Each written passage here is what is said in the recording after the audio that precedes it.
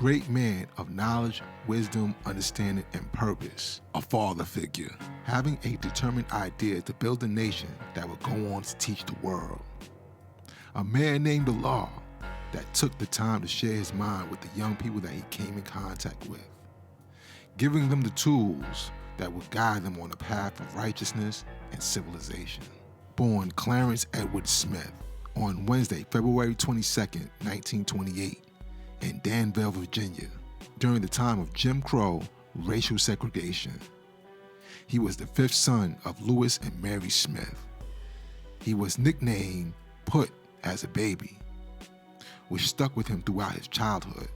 Although he lived in segregation, him and his family never minded not being amongst white folks and enjoyed life amongst their own people, having been raised with a down sense of values, convictions, wisdom, and awareness. In 1946, he came to New York to join his mother and his brother, who came to Harlem prior, looking for employment. Once in New York, the nickname Put that he was given as a child was mistaken as Puddin', and this became his new nickname. During this same year, he met Willeen Jowers, then would go on to have two sons in 1949 and 1951. He later married another woman named Dora and had more children. In 1950, he joined the United States Army and went to fight in the Korean War. He just missed being killed several times, making it out of that war as a decorated soldier with a high and prestigious award for his outstanding service record. During his time in Korea, his wife Dora had joined the Nation of Islam under the leadership of the Honorable Elijah Muhammad. Upon his return from Korea, he joined Temple No. 7 in Harlem under Minister Malcolm X. Once in the temple, he was given the name Clarence 13X and began swiftly rising in the ranks of the Nation of Islam, going from elevator operator, then getting promoted to the position of lieutenant, teaching and training the fruit of Islam and martial arts, which he had picked up from Korea. In studying his lessons, he became very proficient in them. He developed a self-style of expressing his lessons, in which many called hypnotic, due to his speaking style and southern drawl that was unique and specific to him. He was then promoted again to student minister. It is said that the Honorable Elijah Muhammad took note of this fiery minister and wanted to meet him. During this time, there was some turmoil in the temple, and although the lessons clearly stated the black man is God of the universe and there is no mystery God, few ministers disagreed with Allah's literal interpretation of these teachings. He decided to leave the temple due to a few differences he had with the Muslims. During this same time period, Malcolm X, with his own set of differences and difficulties, also left the temple. When Allah left Temple No. 7 in 1963, a few other brothers that agreed with the reality of his teachings also left with him. He returned back to the streets of Harlem, where he would manifest and teach the youth in the streets who had not been reached or overlooked by the Muslims and other organizations of the time. The understanding that he gained from observing the lessons that taught the original man is the supreme being, and there is no substance or force in the universe that does not exist within the black man, meaning that there is nothing greater than the black man. He realized that what he had learned applied to himself. He changed his name from Clarence 13X to Allah and began teaching those he came in contact with. And recognizing that most of the older folks were reluctant to change their ways, he focused on the young.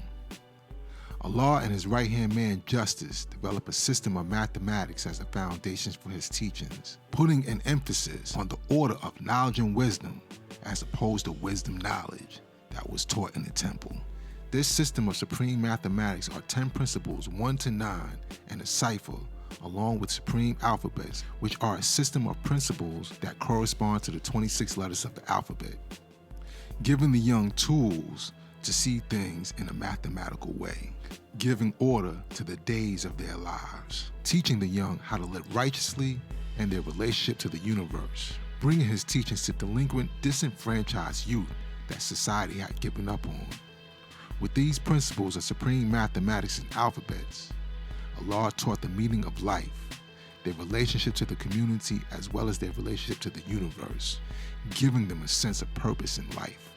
Allah focused on 9 young men that stood out in the Harlem neighborhood, empowering them with the knowledge of self, knowing that they would spread it to their peers. These first 9 young men came to be known as the firstborn of the 5% nation. Allah became known as the father because he was a father figure in a community full of broken homes, and he could see the farthest, furthering the education of those amongst him. His teachings empowered and motivated these young men to teach others, and soon his knowledge spread to other areas of New York. Harlem became known as Mecca. Brooklyn became known as Medina, with his own set of firstborns, getting sparked in December of 1964. Queens became known as the Desert or the Oasis. The Bronx became known as Pelon, and places outside of New York also got names as the knowledge spread to those areas. In 1964, there was an assassination attempt on Allah, with him being shot with a high-powered rifle in a basement on 127th Street. Although he was hospitalized, the attempt on his life was not fatal, and he continued to teach. A few months later, in May of 1965,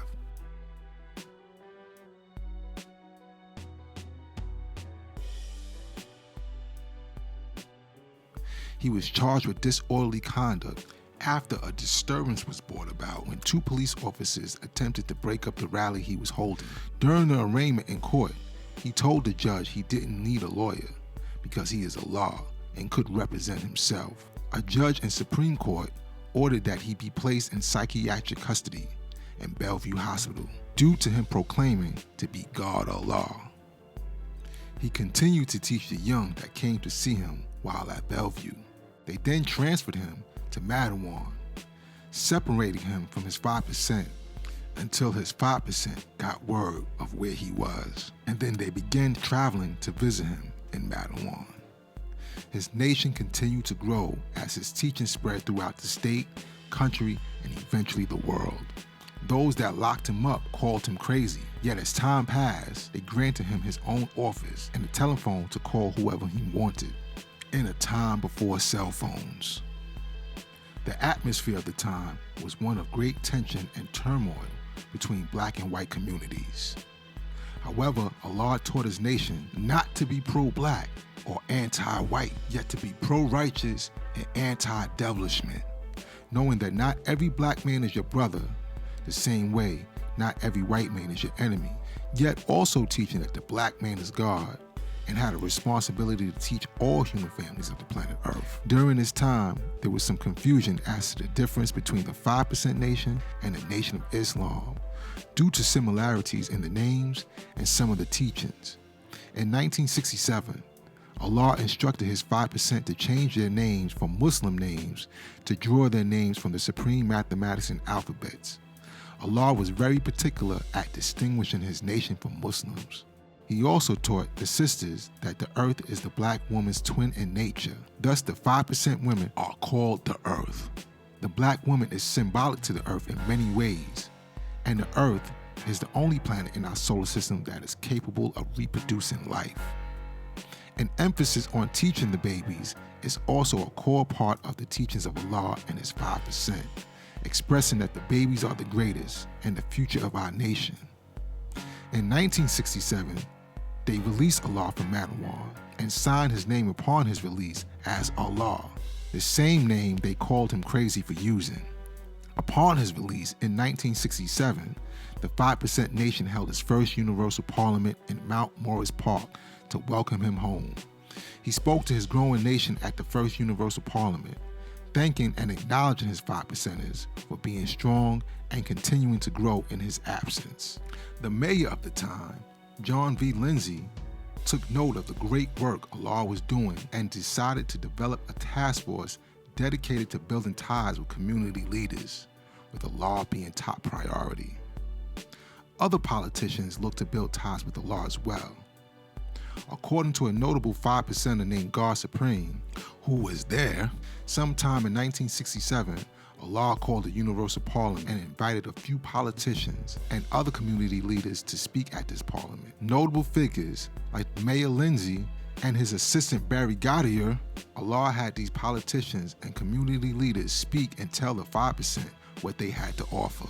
The mayor gave Allah the Street Academy with a 99-year lease, which opened early that summer of 1967 at 2122 7th Avenue, where it remains to this day. In addition, the mayor gave bus rides and trips to young 5%ers, as well as grants for those who completed Harlem Prep, an educational program to help young adults prepare for college. Pins of the 5% flag were printed and given out, and a host of other things that the mayor's assistant made sure was taken care of and done right. Governor Rockefeller made sure that many of those that paid their debt to society were let go from the penal system. It is said that Mayor Lindsay went into the halls of government advocating for the teachings of Allah and spoke of the great work he was doing in the community. Allah made them honorary 5%ers and gave them a flag. On April 4th, 1968, Dr. Martin Luther King Jr. was assassinated in Memphis, Tennessee, sending shock and grief throughout the black communities of America. Allah and his 5% having foresight that 85% of the people will react violently without any consideration of a who, what, where, or how to execute their desire for justice.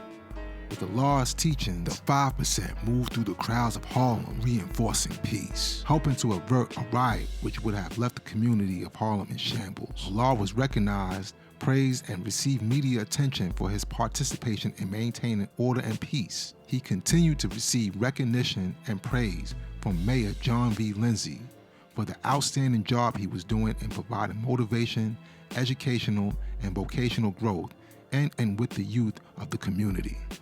On Friday, June 13, 1969, at the age of 41, Allah was gunned down, shot 7 times in the elevator of Martin Luther King Towers on 112th Street in Harlem. Several of his 5%ers rushed down to the scene of the crime where their father was stricken.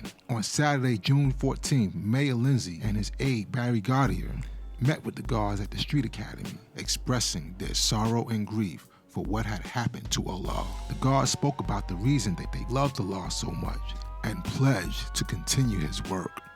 The funeral was held on Monday afternoon at Unity Funeral Chapel on 8th Avenue and 126th Street. It was a massive event as Harlem bid farewell to the man they affectionately called Puddin'.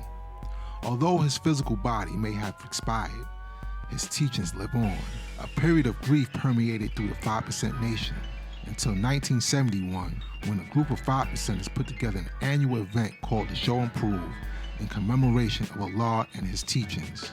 To this day, the event takes place every year during the second weekend in June to show and prove Allah lives. His legacy is in his teachings and the nation that continue to teach his teachings and elevate the lives of those that come in contact with it. It has become a global phenomenon in part due to hip-hop artists that have laced their music with his teachings.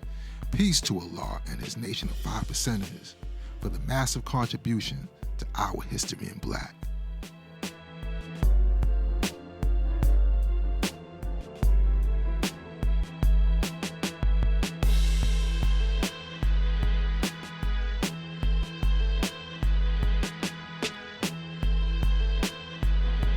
I like the synth, Mega. Do it again.